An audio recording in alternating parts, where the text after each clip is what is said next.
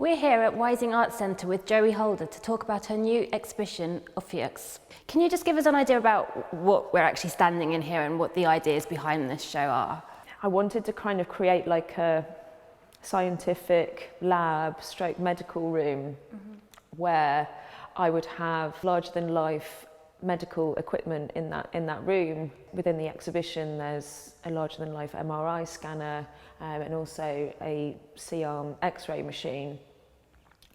And I guess the idea of that was this kind of, I guess everything these days is about how everything seems to be a branch of computer science. Even our own bodies are imaged and in every sort of way, and also genetic data is taken from them, and that's kind of used in a computational way. So I kind of wanted to have these machines as this kind of this kind of imaging device and collecting this data from us, and also think about how we also use other forms of life, plant life, animal life, in our medicines, which we've used obviously throughout the whole of human history, but how we're using different technologies now to take sort of data from different organisms and possibly find new cures to ailments or diseases or whatever else. So I guess the exhibition is some sort of configuration of that. The machines here, they're not actually real machines at all? No, they are models. So they've been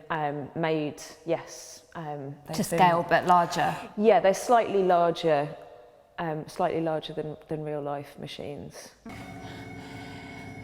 So this MRI machine currently making MRI type noises, yeah. Clearly there's no actual radiation or magnetic stuff going on. No, thank God. It's just a simulation. But the sound is real? Yeah, the sounds are taken from an actual MRI machine. They only come on every 20 minutes. So I guess it's a bit of a surprise when they come on. I did collaborate with a graphic designer to create all the branding and the buttons and everything for the machines. There's a lot of science in this. Do you have scientific background or? I almost did science actually.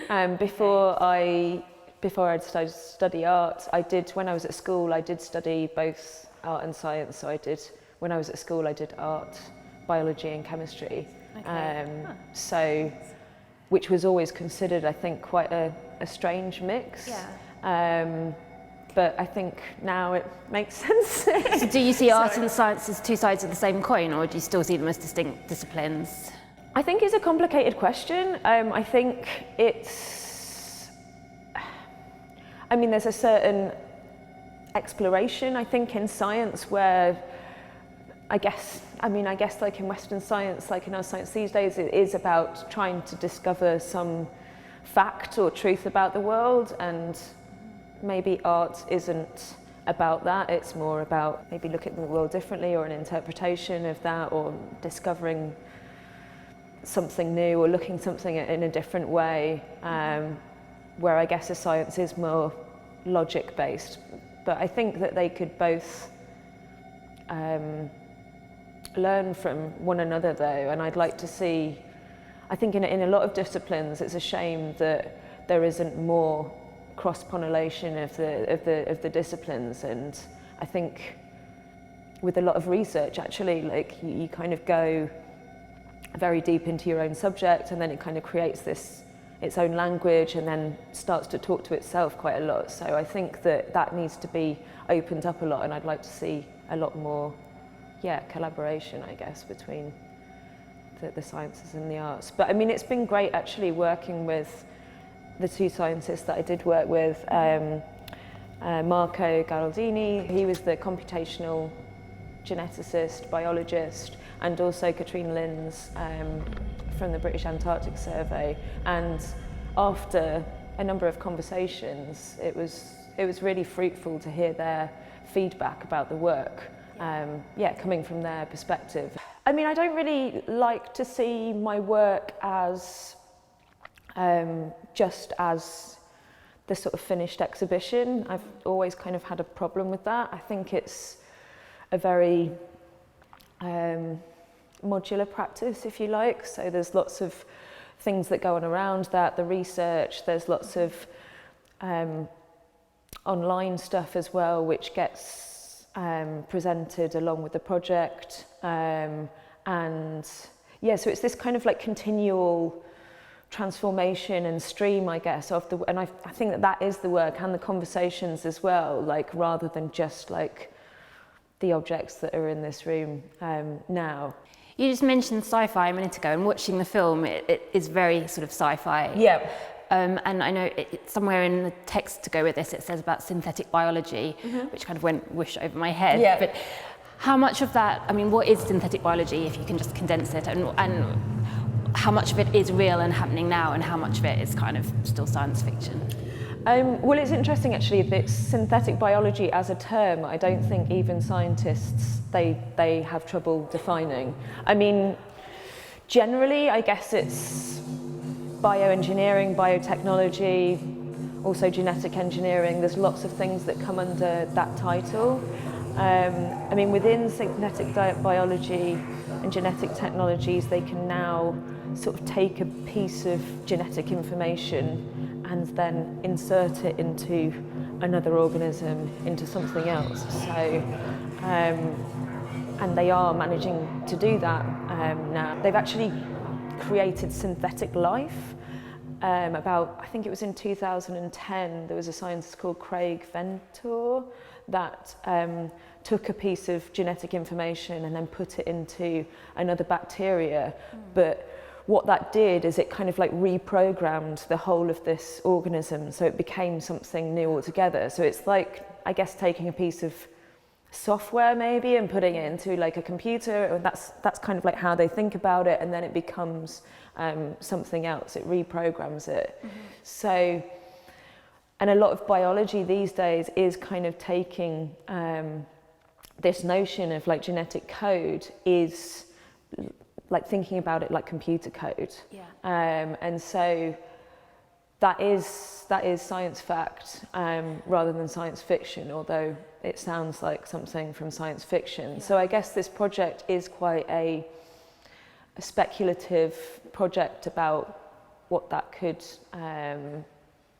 that kind of like accelerated or something in the future, but it's quite likely that that is the way that things are going. And of course, like, biotech is like a huge industry these days. It's like, you know, getting major investment, and so also the I guess the other layer to this project is Ophiux is a kind of like made up pharmaceutical brand that is sort of saying in the film that it can do these certain things. But I guess that's also, it's not, I guess that's also kind of like science fact in a way that it is using the language that big pharmaceutical companies use in their sort of advertising and their write-ups about themselves.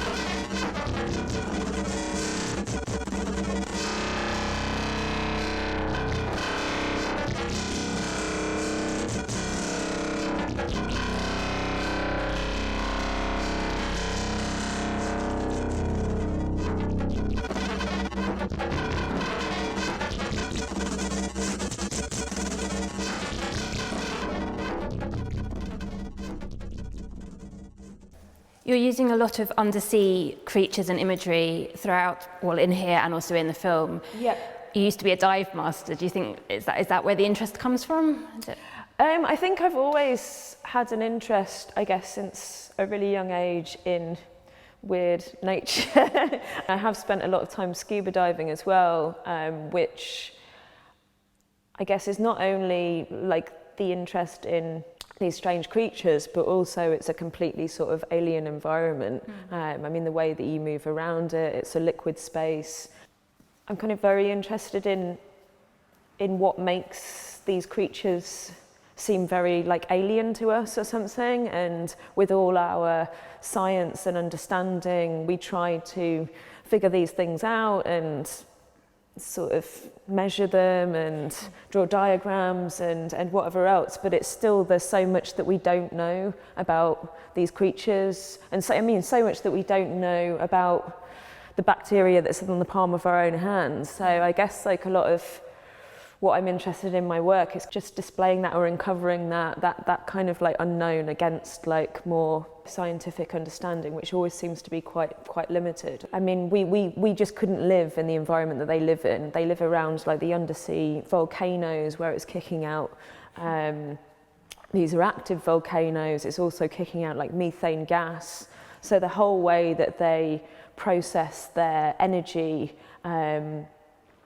is completely different to us. It was only like a few, about 10 years ago, where we thought that all life on Earth got its energy from photosynthesis, and had to breathe oxygen in some way. And they have a completely different way of life. Yeah. And scientists are particularly interested in these kind of creatures because they think that these kind of conditions at the bottom of the sea could have been how the Earth actually started. Okay. So it might actually have clues to our own sort of molecular beginnings, maybe, or the beginnings of the whole of life. So I guess going to these regions and finding out about these creatures could unlock huge potential within our own science. And the film, is it filmed actually underwater, or is that all techno tricks? There is, within the film, Katrin Linse was really kind and provided me with actual undersea footage. So she works for the British Antarctic Survey, and so they have like remotely operated vehicles that go miles down. And what about the rest of the imagery? Where did you source that from? I mean, some of it is filmed. We went to Adam Brooks Hospital in Cambridge to film the MRI scanners there. Some of it is sampled from the internet as well. Some of it is made through like 3D programming as well. So it's a real mix really of everything. It's quite a layered collage piece. And you also collaborated with an artist, Arja, is it, on the sound? Yes, so Arja did the sound design for the whole piece, yeah. And then you've got the boards over here, the X-ray boards. Yeah, there's some microscopic plant life. There's also some 3D models of some skulls in there. I mean, I guess it is all quite abstracted, quite fragmented imagery collaged together. And there's also parts that I've made as well on a 3D program. So how integral is the film, would you say, to the installation? Are they separate works? I kind of see it all as one piece. I think the film is very, I mean, now that the exhibition is done and I can kind of think about it in hindsight, I think it's actually quite important for people to see the film maybe first before they actually come into the installation, because I think it really contextualizes the work. But yeah, I see it as one single piece. And where is this all going? Like, do you have a plan? Is this going somewhere beyond Wysing? Are you continuing this project? The film will tour, hopefully, so it's going to tour to a few different venues around the UK and hopefully some science venues as well. So, I mean, they're definitely going to show it at, so we've got Festival Ideas coming up, so that will be shown at Cambridge University. So hopefully we'll get a good mix of both scientists and artists. Or people that are involved with science and art, and a few different arts and science venues around the UK.